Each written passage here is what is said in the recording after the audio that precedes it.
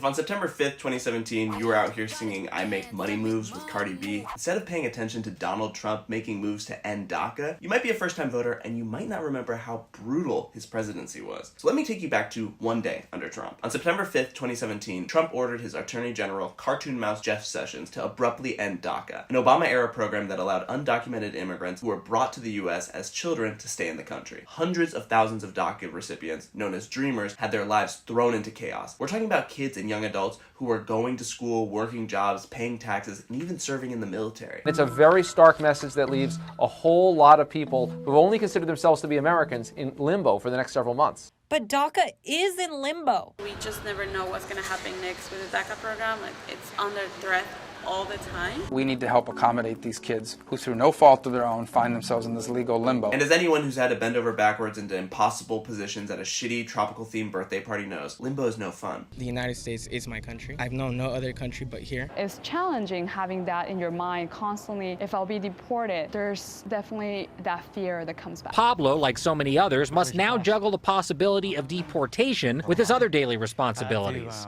And today, that's his biology lab. Yikes. That reporter didn't have to rub it in like that. You find out Donald Trump is going to kick you out of the only country you've ever known, then you have to go right back to biolab? Now that's a cruel immigration policy. And let's not forget, Dreamers are our classmates, our coworkers, our neighbors, real people whose futures were threatened so Trump could score political points by scapegoating immigrants. Never mind the fact that Dreamers have to pass criminal background checks and meet all sorts of requirements to stay in the program. Trump didn't care. If stepping on Dreamers made him look tough, he was going to do it, even if it took down the U.S. economy with them. According to the AmericanProgress.org, an estimated $1.3 billion could be lost in revenue here in Arizona alone. They pay in federal taxes about $60 billion a year over the next decade, more than they consume in benefits. More than 60% opened their first bank account.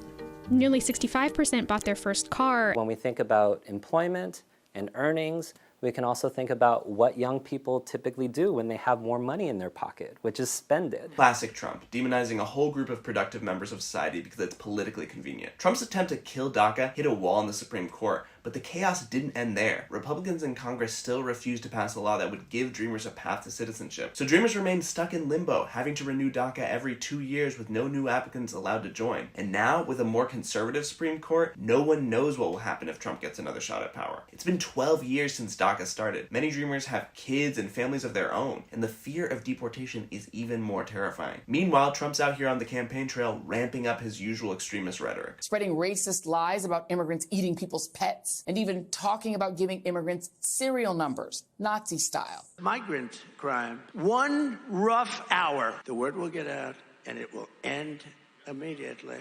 When your immigration policy starts to sound like The Purge, you might be the villain. Back in the summer of 2017, Cardi may have been making money moves, but this November, we can make voting moves to protect Dreamers and show Trump who's really in charge.